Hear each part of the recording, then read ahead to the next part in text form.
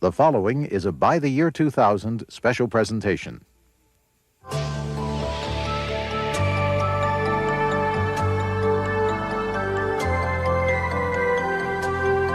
The middle class is fading and more people are sliding into poverty. The vast majority of the jobs that are being generated are very poor jobs. Can the government fix the have-not society?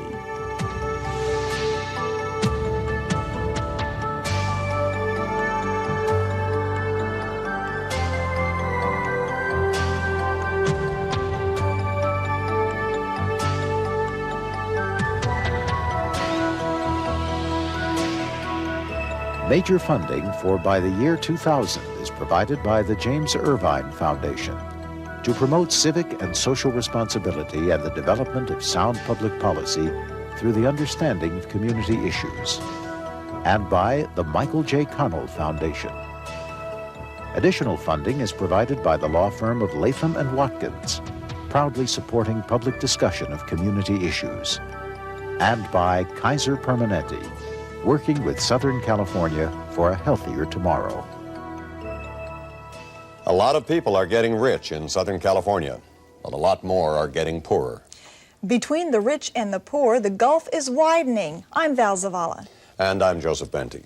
Tonight, By the Year 2000 devotes 1 hour to the have-not society that Southern California is gradually becoming. We're going to show you the numbers that tell the story, and then we'll talk to the experts about some possible solutions. We begin our report with the good news. With numbers supplied by the State Economic Development Corporation, we put together what could be a sales pitch for the state. While the figures tell of economic growth, they don't talk of the growing divide. Welcome to California Boomtown, where the Sun Belt meets the Pacific Rim.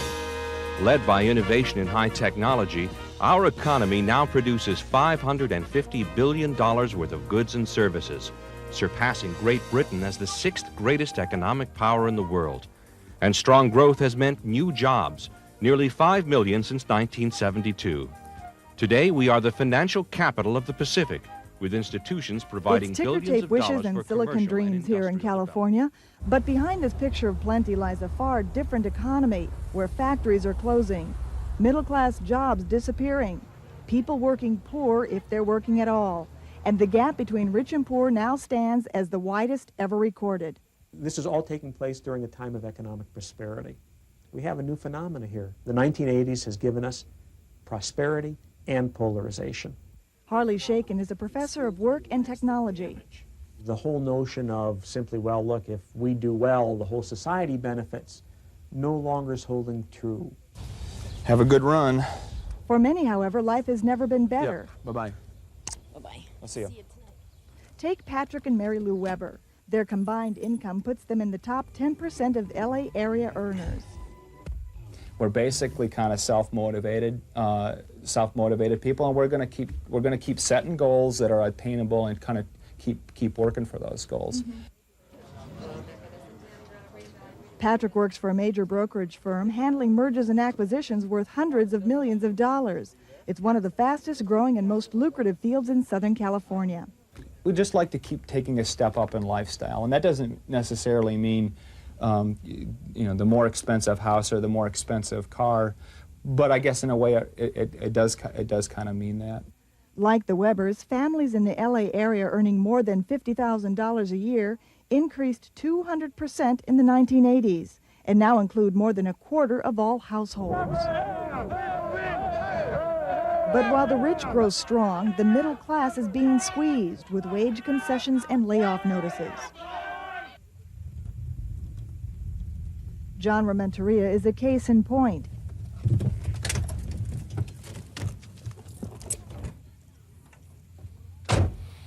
This is it, right on the corner here.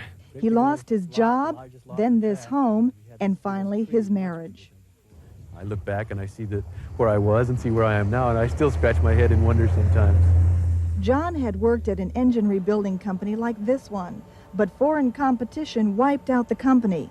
And where the factory once stood offering good middle-class jobs is now a cluster of small shops and service businesses. It's the kind of change happening throughout our economy as we move into the information age. But service jobs often pay far less than those in the old manufacturing sector. The vast majority of the jobs that are being generated are very poor jobs. And you Ed can see that. Soja is a professor at UCLA's Graduate School of Urban Planning. What you see now are the fastest growing jobs, the largest jobs are janitors, computer assistants, nurses, fast food, the fast food area, essentially low-paying jobs that are feeding the working poor. Now retraining for work in a changing economy, John Armenteria says he fears for the future of the working class. We're going to have a two-class society. We're going to, our middle class is just virtually going to disappear without our even knowing it. The disappearing middle. In the 1980s, the Los Angeles area middle-class households shrank by half, dropping from 61% to 32% and falling. What we're seeing now is the American dream running in reverse. For middle-class people, the central question is, how much am I going to lose? How much worse off are my children going to be? If the middle class is being pushed down the ladder of opportunity, what hope can there be for the swelling ranks of the unemployed, welfare recipients, or the workers of tomorrow? Leon Watkins, who runs the Family Help phone line in Los Angeles, sees the effects of dwindling opportunity. Young men see it and say, well, what if I do graduate or whatever? There's nothing going to happen for me anyway, so why should I even go through the motions of what should I attempt to do anything? Because this is my fate. But that fate too often means life on welfare, with little incentive to get off the public dole. Why should I go and just make this little bit of money and I could sit here and wait on the check? 24-year-old welfare mother, Tanya Fortson. I have a girlfriend now who's working and she only makes, she works 7 days a week and she only makes like $630 a month. Okay, and I make more than her just sitting on my behind waiting on the mailman. All of a sudden, the traditional opportunities that we assumed were there are no longer there. And I think that has some broader and quite serious political and social repercussions down the road. Seeing little hope of making it in the workforce, a new generation is making its own opportunities in a growing criminal economy. Professor Edward Blakely. Look, people are going to take advantage of whatever occupational opportunity there is. If drugs are the occupational opportunity, that's where they're going to go. And we all pay the price of cities no longer safe, as this gang shooting in Westwood sadly reminds us. And the violence is spreading. If you can't be a participant, you strike out. You do destructive things. We see it now in many labor disagreements. Growing labor disputes. These Greyhound bus drivers are trying to hold on to decent wages, but passengers have been shot and strikers injured, leaving us all to wonder if this is just a prelude to a dangerous decade. All of this is taking place overall in a time of economic growth. If we have these problems in a time of economic prosperity, what are things going to look like at a time of recession? The slide could be very rapid. What are the consequences of the growing economic divisions? We go to Joseph and his guests. First by satellite from Boston, Robert Reich teaches business and public policy at Harvard University. Mr. Reich maintains that the widening gap between classes could have dire economic and social consequences. And here in our studio, Tom Hazlett. He teaches economic and public policy at the University of California at Davis. Mr. Hazlett is optimistic that in this time of change, most Americans are going to be able to make the transition from a manufacturing to an information-based economy. My first question is for Professor Reich. If this division is growing as badly and as widely and as great as it seems to be between the middle class and the poor and the rich in this country, what are the economic consequences and the social consequences? Well, the economic consequences are actually fairly clear. It's always perilous to extrapolate simply on the basis of where we are right now, but if we continue in the same direction, the wealthy, that is particularly the top fifth, 20% of our population, over the next 10 or 15 years is probably going to get 10 or 15 or 20% even better off after inflation than they are today. And the bottom 20% of our population is, if the past is any guide, going to probably continue getting worse and worse off. That is, they've lost about 6 to 10% of their real incomes over the past 8 to 10 years, and they probably will continue down that same trajectory. What it means essentially is a polarizing of the incomes in the United States.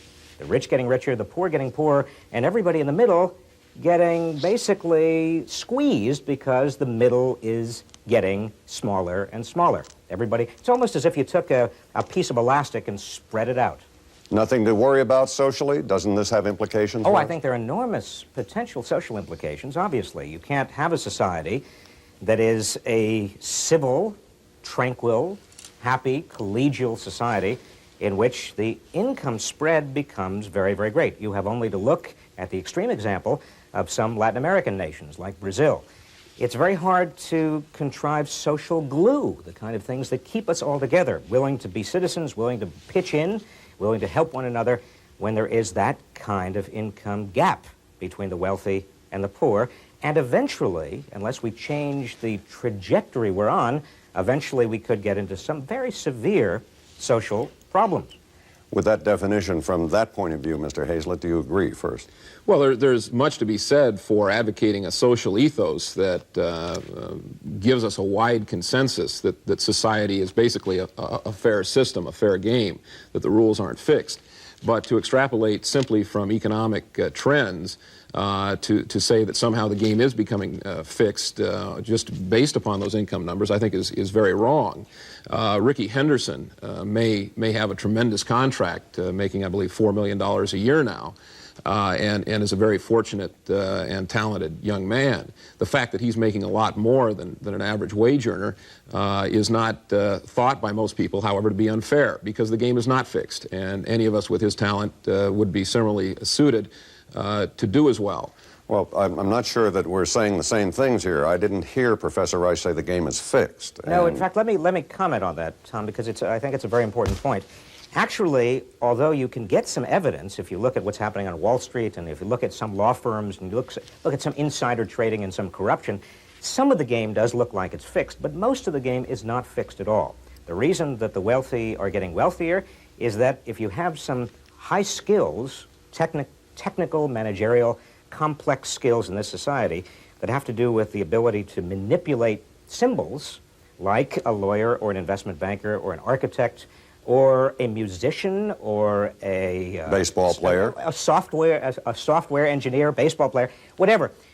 If you are highly valuable, you are now playing in the world. You're playing in a world market in which the world is rewarding you, and as the world market gets ever more integrated, your rewards are getting bigger and bigger because the demand for your services gets larger and larger. On the other hand, if you have no skills and you're engaged in international trade, if you're working on a GM assembly line, well, you begin to compete with 12,000 new workers per hour who are entering the world labor force, most of whom are willing to work for a small fraction of the wages that you're working for. Well, there's no way you can win. Eventually, unskilled workers engaged in anything pertaining to international trade, their wages and benefits are going down. But I'm not getting a sense from either of you that you agree on the social implications. What does this mean for America? Specifically, we're concerned about Southern California in the next decade. What's going to happen to us? Well, let me just respond quickly to time, then I'll shut up, I promise. If the gap between the very rich and the very poor gets too large, and we can see this, this is not a radical idea. This is proven by history. You have only to look at ancient Greece, and there is a lot we know about ancient Rome. There's a lot we know about current present-day Latin American countries. If the gap gets too large, there is a tremendous problem with regard to social cohesion. Crime goes up. The have-nots feel that they are not participants in the same society. You know, the number one occupational group right now, security guards. The number one public sector occupational group, prison guards. Now, there's a reason for that. And the reason is, I think, related to this growing gap between the wealthy and the poor. Mr. Hazlett? Well, when people talk about the rich getting richer while the poor get poorer, they sort of leave it as though that both sides of that metaphor are cause for trouble. And in fact, of course, that's not true. The rich getting richer is good, and it's not only good for the rich, it's good for all members of society that can deal or sell to the rich and, in fact, can follow maybe some of their career path, so to speak. The rich are doing well in America, and in fact the middle class is doing pretty well, particularly, again, the high-tech parts of the middle class, because of the fact that, and I agree very much with Bob's analysis, that they're selling on world markets and selling things that are very, very valuable today. And in fact, the problem we have in terms of income distribution here is that we do have an underclass problem. There are people who are being dealt with very severely by the educational system and, in fact, by the welfare system. And I think those are specific public policy problems that need to be addressed within the context of a fair game. One of the major groups that is now sinking into poverty, they are not the single welfare mother household. The major group that's been sinking into poverty over the past 8 years is the family that has two parents where one of them works full-time. Interestingly enough, they are sinking into poverty very, very fast. You look at the group that is just above them, the group of lower middle-class people, people who are now earning anywhere from $8,000 to $15,000 a year. Well, those people are having a harder and harder time making ends meet. Their income, in real inflation-adjusted terms, has also been declining over the past 10 years. In fact, what we see even in the middle is everybody's getting pushed one side or the other. It used to be that the middle class was growing. Now what we see is that if you're slightly above middle class, you're getting richer. If you're slightly below middle class, you're getting poorer. Now, the problem, Professor Reich, I was trying to say, we've been examining this month-long series on the have and have-nots in Southern California especially, and all of our statistics and findings seem to disagree with what you're saying, Mr. Hazlett, and that is the middle class is diminishing. Rich are getting richer, poor are getting poorer, and there are more of them, and the underclass, as we define it, that is people who do not have jobs, people who are trapped below poverty, that's even getting larger and larger. So the middle class, who we're concerned about in this segment, really are the ones biting the bullet. They're losing. The fact of the matter is, on a national basis, the middle class is doing better now than they were doing 10 years ago. The median incomes are going up in real terms. That does not mean that there aren't very important and in fact, some cases, severe policy problems. Now, Southern California is a very interesting laboratory.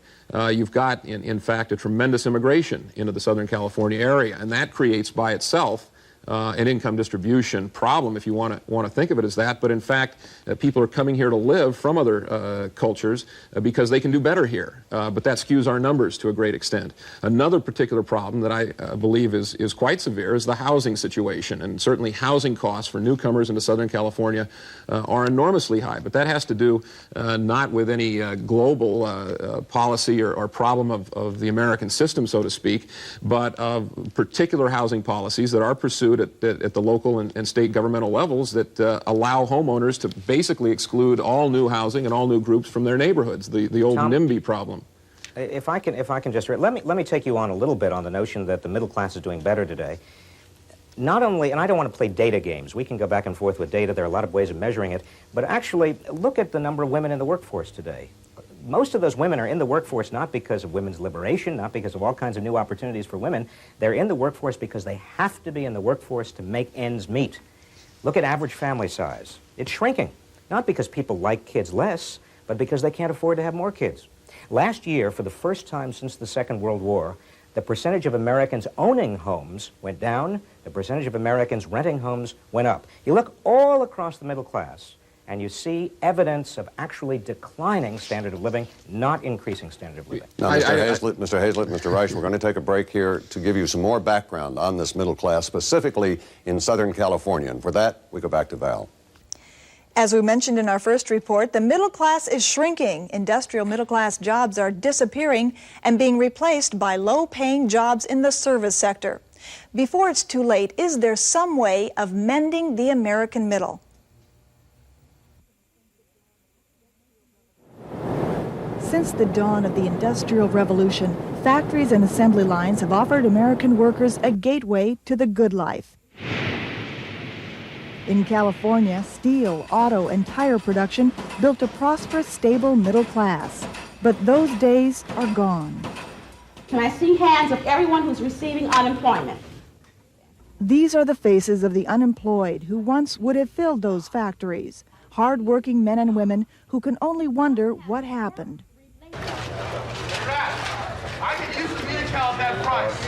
The answer is we've entered the age of information, a high-tech era of innovation and entrepreneurs. Growth is strong, profits high, but the middle class has been cut out of the bargain. Professor Edward Blakely. What the current economy is doing is making deals, not making things. And deals don't create any additional wealth. They don't create any additional opportunities for people. They don't create any additional jobs. They may make profits, paper profits for somebody, but they don't reinvest in America. And that's what we need. But while Americans perfected the art of the deal, foreign competition overtook whole industries, from televisions to cars. They did it with a national policy that focused the resources of business and government on defined goals, an industrial policy aimed at creating good-paying jobs. I am not advocating copying the Japanese, but I am saying you have to match them. Chalmers Johnson is a leading expert on the Japanese economy. You've got to recognize that. We keep sitting around talking about how the Japanese are cheating, that they're doing something different from us. No, they're not cheating. They've put together the institutions of capitalism in new and innovative ways.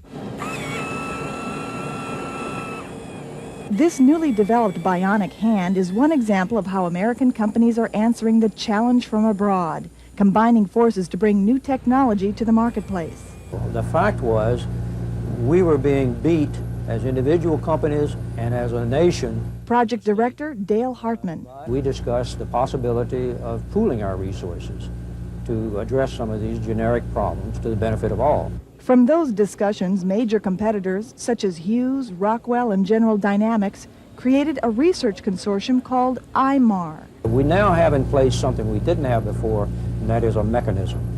Now we need to figure out how to oil that mechanism, not only with finances, but with the techniques of making it work. Now, I think a grasp like this is reasonably good. Forging links with government and universities like USC and UCLA, which are developing this hand, is the kind of step experts say we must take to compete in the global economy. That's absolutely essential. If we don't have this mix of industry, government, and education, we can't possibly get there. This group of civic leaders from 11 cities in the Inland Empire believe that the same mix of resources is crucial to their economic future. If we want things to happen here, we've got to do something about it together, and we've got to do something about it cooperatively. Essentially, by working together in a regional way, we have clout. Clout. It's not only their goal, it's the name of their organization. And their strategy is to create new institutions to attract high-paying industries in a global economy. What's called for today, I think, are partnerships. Chaffey College President Jerry Young. Out of that partnership environment comes the new jobs, comes the new training that's needed for the new economy. One project now in development is an economic incubator for new business, like this one in Wisconsin, an entire building of entrepreneurs with experts in marketing, accounting, and other fields that no one company could afford alone. So we always look at the data plate on the engine. Another cloud strategy is to directly link local college training to economic development. A skilled workforce will drive economic growth. These Chaffey College students are being taught basic skills for jobs of the future, like aeronautics. But community colleges do not have the flexibility to plan courses according to regional business needs. We don't have a lot of encouragement in terms of the new state master plan for community colleges. At this Clout subcommittee meeting with State Senator Bill Leonard, members lobby for local control of their colleges. I would like to see that master plan amended that would allow greater involvement in economic development on the part of the state's community colleges. I think you've made an excellent point, and the master plan is not flexible enough on that for community colleges. But while cities and business leaders are banding together in the face of economic change, many economists believe their efforts won't be enough. They fit in, but ultimately what the United States needs is a national focus. What's needed, say these economists, is an American industrial policy aimed at providing Americans with good-paying jobs. I believe that the Japanese have demonstrated to us that industrial policy works, that nations, or for that matter states, that work harder to create high value-added jobs will ultimately have more of them than those that don't pay any attention to it.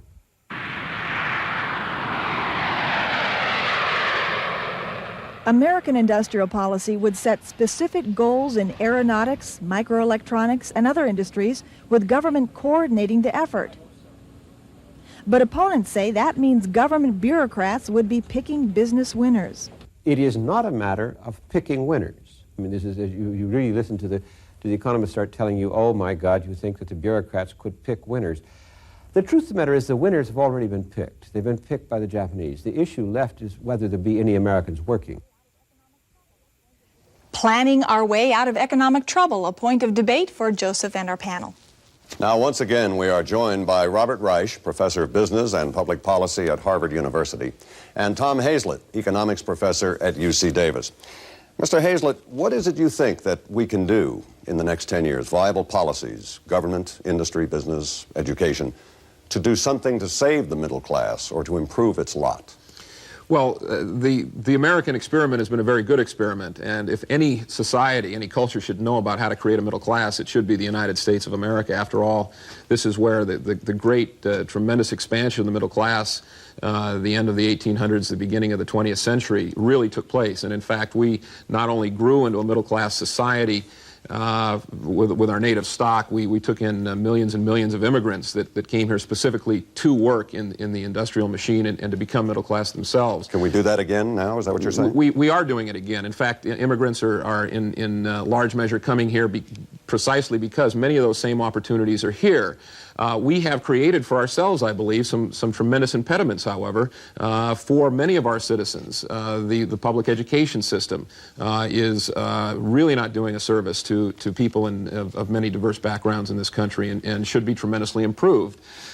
In fact, the housing situation is such that we are, in many environments, investing much less than we should in housing opportunities because established interest groups don't like new housing opportunities for people who are trying to move up the ladder. Is there a role for government? Well, certainly there's a role for government to play as a rule maker and as in essence the policeman. But when the policeman becomes an active player in the game and gets involved with picking winners and therefore picking losers, then you have basically a frantic free-for-all that leads to economic waste and competition merely for government favors and the sort of anti-consumer competition that used to be called the British disease when they tried it and basically just depreciated their entire capital stock in the beginning half of the century. Professor Reich, do you agree that that's government's role, rule maker, cop? Well, that's certainly part of the role, but there's another part, a very important part of the government's role, and that is as an investor, a public investor in infrastructure and in education. Tom mentioned a moment ago that our educational system has been letting people down. Well, indeed it has. Part of the problem is the way we've organized education. I would push more responsibility down to teachers and down to parents, get rid of some of the bureaucratic excess we have, and also provide a little bit more choice in terms of what school you go to. But there is also the issue of money. Let's not forget that. The average teacher today, in inflation-adjusted terms, is earning about 4% more than he or she was earning in 1970. But in 1970, we had a lot of women teaching who became teachers because they didn't have many other professional opportunities. Today, a talented woman or a talented man has many other opportunities. If we want very talented people to go into teaching, we are going to have to pay for them to go into teaching, and that is absolutely undeniable. Look at infrastructure, roads, bridges, tunnels, highways, ports.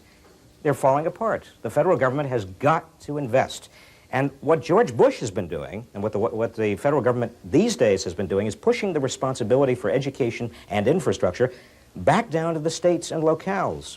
The poor states and the poor cities, by very definition, they don't have the ability to make the kind of investments that have to be made in infrastructure and in education. And so the problem of poverty, the problem of the middle class sliding into poverty, just accentuates itself. Mr. Hazlett, do you think industrial policy with the government intervention is a viable policy for America to follow in the next 10 years? I mean, I think it's a recipe for disaster. That it sounds nice to say that the government will invest in important parts of the U.S. economy and thereby build up a structure which will be much more profitable. But in fact, the federal government, and for that matter other governments, make very poor investors. I mean, the federal government these days is investing in things like the S&L bailout because of the sort of responsibility or industrial policy they ran for the S&L system. We have very little time, and I'd like you to get to some real prescriptions here. Professor Reich, for example, we have picked winners before in the past thanks to the government. Aerospace is one of them. Boeing is a classic example of an industry and a company that has benefited from Washington's help. Can we do that now in other areas for the next generation? What we need to do, we have a good example in semiconductors, we have an example in high-definition television. Government is very actively engaged. Actually, government has been engaged since the early 19th century in promoting economic and industrial development. The issue today is slightly more complicated. Besides education and infrastructure, we also have to attract global capital, and that means some global companies, to come to the United States and train Americans to do complex things. That is, if it's involved in fabricating semiconductors or in engaging in building aerospace, every other government in the world is negotiating with global corporations to come and train its people to do complicated things. We do it through the back door. We don't do it through the front door. It's state governments are doing it a little bit through the front door. The federal government, it's basically all under the surface. It's through the back door, and therefore the average American, the average small business, the average citizen has no idea what our economic development strategy ought to be. So there's no strategy. There's no coherence. Mr. Hazlett? Well, when you talk about the federal government, you're talking about the folks who brought us the $200 billion deficit. I mean, you're talking about a world in which the government can't constrain, discipline its own fiscal policy. If, in fact, the federal government could provide a balanced budget, low taxes, a low inflationary environment, the economy, in fact, will prosper. It is prospering now, and it will go on to do so.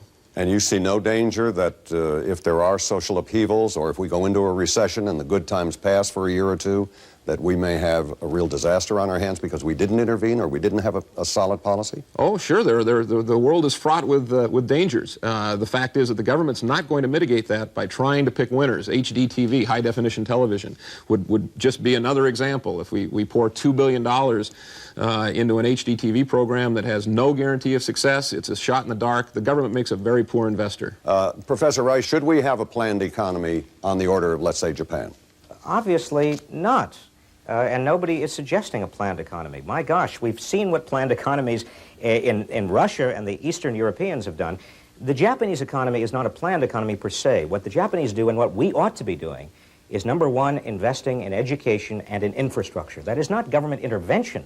Those are investments in the future capacities of Americans to add wealth to the world economy. Number two, we need to subsidize research and development. Every other nation subsidizes it. In economic terms, investors are not going to invest in research and development solely because they don't get all of the returns to research and development. So government has a role there. Government also has a key role in training our people, in helping our people get the skills after formal education to continually upgrade their capacity to add value to a world economy. These are public functions, and if we simply turn our back and say, well, government has no role to play, then the rich are going to continue to get richer, the poor are going to continue to get poorer, and we are going to find ourselves with a Brazil. Mr. Hazlett, I take it you will disagree with some of what you just heard. I fail to see how government subsidies for research and development projects that win the favor of Washington insiders is going to prevent the rich from becoming richer while the poor get poorer. I think that sound fiscal and monetary policies and a good overall tax policy to encourage entrepreneurship and investment in the United States is a very sound course for putting this country on the right track and improving the health and wealth of Americans of all classes. Thank you. Thank you for being our guest. Our focus now is going to move to those in the underclass, and Val tells us their story. The underclass has been growing in size over the past decade, and with vanishing opportunities, more people seem doomed to lives in poverty. Is there a way to rescue the bottom?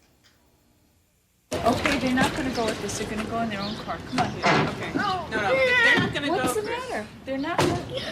What is it that you're upset about? What's wrong?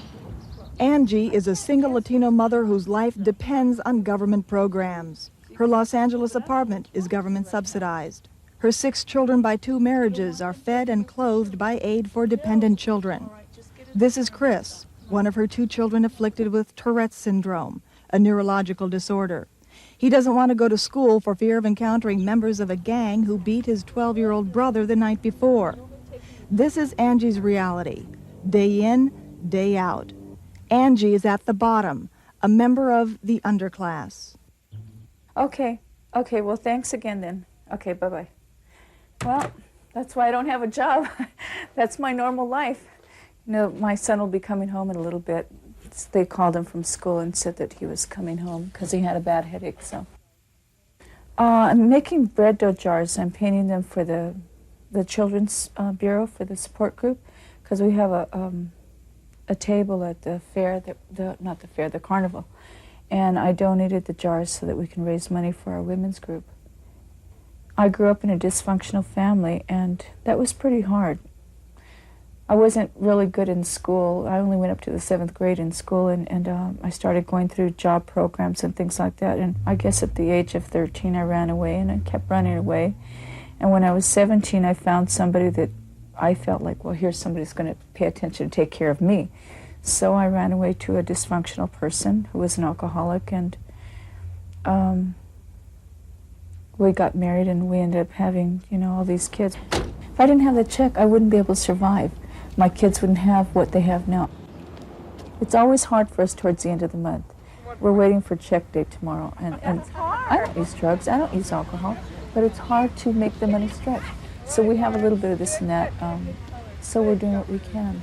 In 1935, President Franklin D. Roosevelt created America's first social programs to aid those hardest hit by the Great Depression. After World War II, the need for social welfare existed primarily in poor, urban, black communities.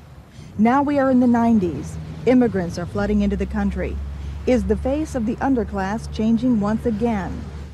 Paul Ong, professor of urban studies at UCLA. So we're worried about the underclass. We should not just be worried about the underclass now in the black community, but the potential for it in the Latino community. There are some strong indications that this will happen. One is that we see that the quality of education that Chicanos are receiving in certain areas are no better than what blacks are receiving. High dropout rates, low attainment, and so forth. We see that a number of young Latinos are becoming alienated from mainstream work. Using 1980 census data, the Urban Institute measured the underclass in the United States. They looked for neighborhoods with an overpopulation of welfare dependents, high school dropouts, female-headed households, and jobless males. Between 1970 and 1980, the number of people living in this underclass tripled. Will the 1990 census figures show it to have tripled again? 2 economic and social trends suggest that this will be true. Blue-collar jobs are disappearing in our inner cities. They are being replaced by low-paying service sector jobs. The crack epidemic and the inevitable rise in crime is fast approaching crisis levels in urban America, and the Latino community is increasingly being affected. There's a whole population of people that are finding themselves completely alienated. Monica Lozano, associate publisher of La Opinion, the country's fastest growing newspaper. The economy of the country is becoming more competitive. We have to become a more technologically advanced country in order to compete in the world economy, and we're not preparing those populations that will be the majority by the year 2000. If more Hispanics do join the underclass, there will be a large number of people looking for a change and demanding it. Family Upline. Okay, what's your name, ma'am? And your address? You have run out of food. How many children do you have? 4 children. Leon Watkins created the Family Helpline in South Central Los Angeles to fill a need he saw in this community. His self-help approach to the problems of the underclass is straightforward and simple. I'm considered the dirt. Where are you going to give the dirt some opportunity to help themselves? Where are the people that are actually involved in it? Where are they in the process of any program that's put out there? Why do you continually turn your back on the people who are suffering the most? And then you get a program to tell these people what they should do without even asking them. You get a program, so here's a program for you people, fit yourself into it, because that's all we're going to give you. And if you don't do that, well, then you're nothing, we're going to put you aside. Many are now asking, how do we resolve the problems of this growing and changing underclass? There are 3 national policy-making plans being debated. First, the Ford Foundation report, The Common Good. It suggests the government spend an additional $29 billion a year throughout the whole social welfare system. The long-term approach emphasizes aid to families with dependent children, unemployment insurance, and Social Security. Second, the American Agenda, the report presented to President Bush upon his inauguration by former Presidents Ford and Carter. Estimated expansion costs, $13.2 to $17.5 billion. Suggested solutions include expansion of proven programs such as Head Start, an increase in the minimum wage, a more generous earned income tax credit, and health insurance and child care for low-wage workers. Finally, the National Urban League's call for a domestic urban Marshall Plan. Based on the yet-to-be-realized peace dividend, the League recommends that our annual $300 billion defense budget be cut in half, with $100 billion used to decrease our federal deficit, the remaining $50 billion used to provide job training, health care and housing, and more funding for education. No matter what plan is implemented, the experts say getting the job done may require American taxpayers to make some tough choices. Assistant Economics Professor Manuel Pasteur. Are you willing to pay for it, and who do you think should do it if you do pay for it? People have to reach inside themselves and ask that question. Are you willing to watch the educational system of California deteriorate because you don't want to pay higher property taxes? Are you willing to watch an urban underclass rise because you're not willing to put in taxes to Washington? Would you rather buy a lot of arms, or would you rather buy a lot of social peace? Those questions have to be asked. Joelle Taylor Gibbs, Associate Professor at the School of Social Welfare, UC Berkeley, sees the growing problem of the underclass as the result of the widening divide. At some level, what we've done is to isolate our minorities and our low-income populations. And what we've done is, in a sense, create a society where the rich hardly ever have to even see or interact with the poor. It's my view that our society has begun to think of prisons as finishing schools for young blacks and young Hispanics.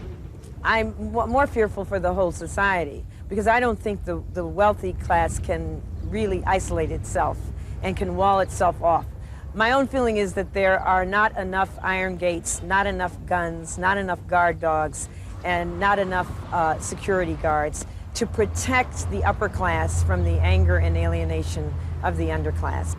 Women like Angie already feel that she and others like her are increasingly separated from society. Oh, I'll give you money if you lock them up and ship them out someplace, put them on a desert island, and nobody has to deal with them ever again. A lot of people think like that, and that's stupid. Are we about to wage a new war on poverty? And could we win such a war? We go to Joseph.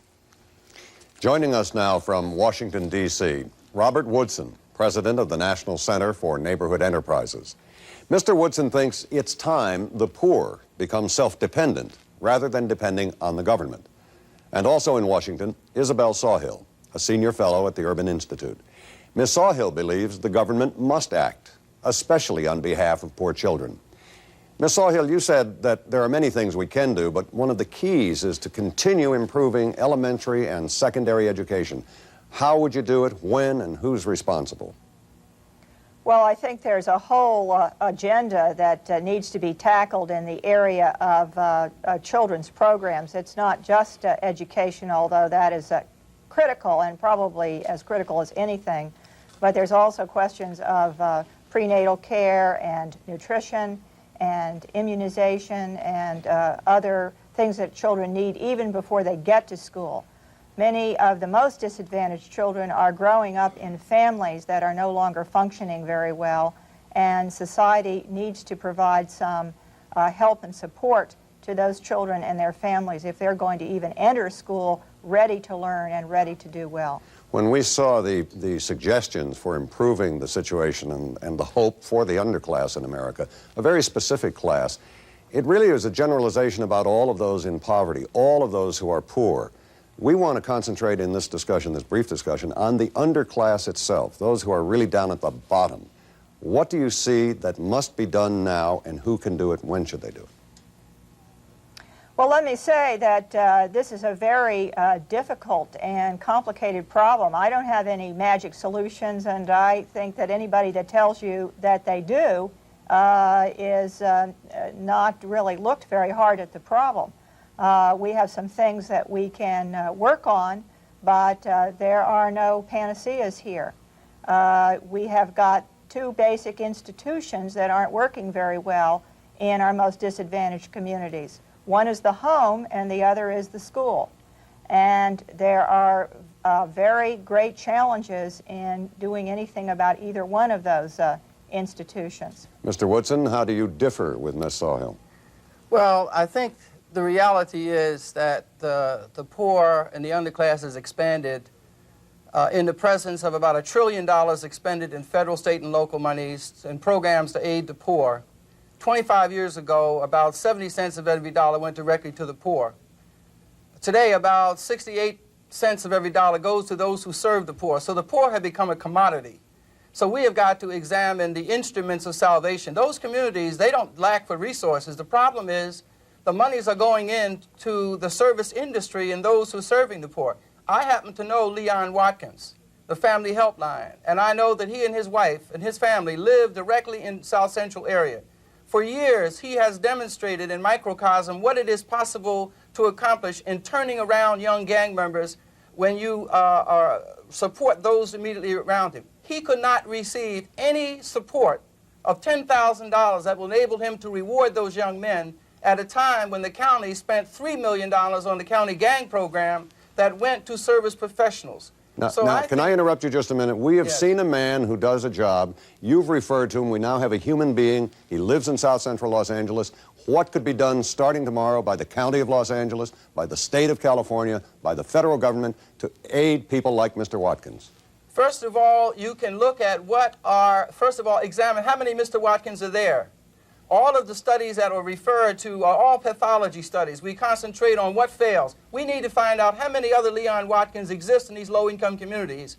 And then how can we insinuate resources? What we did at the National Center is to set up a small grants program that enabled us to give monies from $500 to $10,000 without people, the recipients, requiring a word processor. Most of the United Way dollars, most of the federal money, those groups in those communities cannot qualify for them because of the rigid requirements that accompany them. So the whole system is weighted to provide money to professional service providers, either to study the poor, to counsel the poor, do everything but empower the poor. So those who serve poor people, they don't ask or get paid for coming up with problems that they can solve. They merely get paid for identifying which problems are fundable. The first thing I would do is end all these failure studies done by the Urban Institute, done by the Ford Foundation. And the problem is not just a dearth of money, as all of the experts that you interviewed and for this segment said so. The problem is cut, defense, increase. As long as 70 cents of every dollar goes to those who are serving poor, and the poor who are in those communities exercising leadership cannot receive any of those monies so they can expand their influence within there, that is a dramatic difference. Ms. Sawhill, as I understand what Mr. Woodson just said, he'd be putting you out of work, or at least have you change your area of study. How do you react to that? Do we need this heavy growth industry of welfare workers and the overlay of people who take the money off the top as part of their professions, and by the time it gets to the poor, very little is left? Well, I think his statistics are just plain wrong, but obviously we can't fight that out on your program. Welfare is actually a program that's basically pretty much a check-cutting operation, and I think it's a bad program. I think just giving people money is not necessarily what we need, and I don't think it's worked very well. Welfare is a program that nobody really likes. The taxpayers don't like it. The participants themselves don't like it. They don't like being dependent on this handout. and we ought to be able to do better than that. And I think the way to do better is to start at a young age to try to break the cycle of poverty, to try to help families to function in a stronger and more effective fashion, to make our schools better so that they can be the kind of route to upward mobility in our society that we always have thought they should be, and to end the cycle of welfare dependency and poverty in that way. And I think that we are to some extent talking past each other. I certainly like his efforts to go into these communities and empower them and organize them.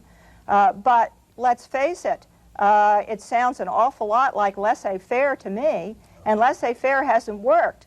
What laissez-faire has done is to produce this burgeoning of drugs and teenage pregnancies and poorly educated kids who are coming out of the schools unable to enter the workforce, and a whole lot of other problems that we're all going to end up paying for and already beginning to pay for.